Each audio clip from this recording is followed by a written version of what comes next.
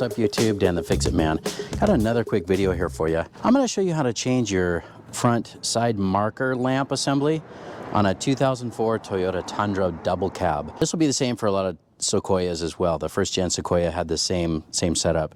This is different if you have an access cab or a single cab. Now I'm changing this out because what had happened, I had tried to remove this previously just when I was aiming my headlights. They were, with the lift, they were just aimed too high. And I was just working in here and I thought it would be easier to take this off. And it's just the one screw right here that holds it in place. And then it just comes out. It's got a little clip on the backside of this lens right here that just slides right in. The problem is it's very easy for this outer lens to come loose. You know, in a lot of vehicles, you just use your hands and the pressure to pull this forward once you have this off.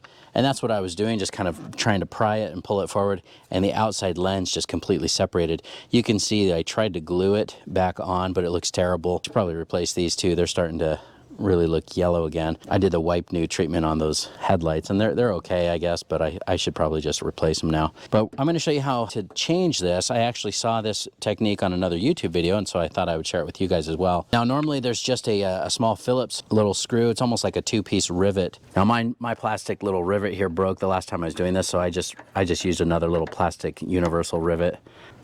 I'll just take out the center part and lift that out. This is just a universal one. If you do end up cracking or snapping the original plastic one, it's normally just a little Phillips head. Turn it a quarter turn and then you just pry that out. The trick on this, instead of pulling on the lens, is just grab a shoelace or a small little strap or something. Again, credit goes to another YouTuber that showed this, but you just put it under the tab and you just get that under and then follow this around the top.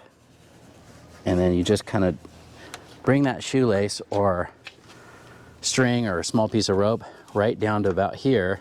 Give it some steady pressure. Wiggle it a little bit. There we go. And this is what we're trying to get out.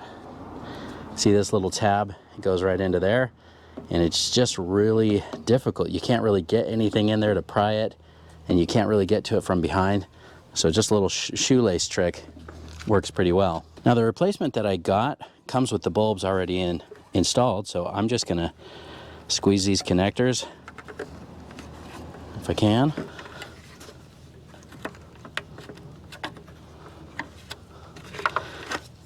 Just squeeze this little tab right there, and while I'm squeezing, I'm just using a screwdriver to pry it off. There we go. I grabbed this new one. This is made by TYC. Looks about the same. So we'll just plug that in. Like I said, it's already got the bulbs in there.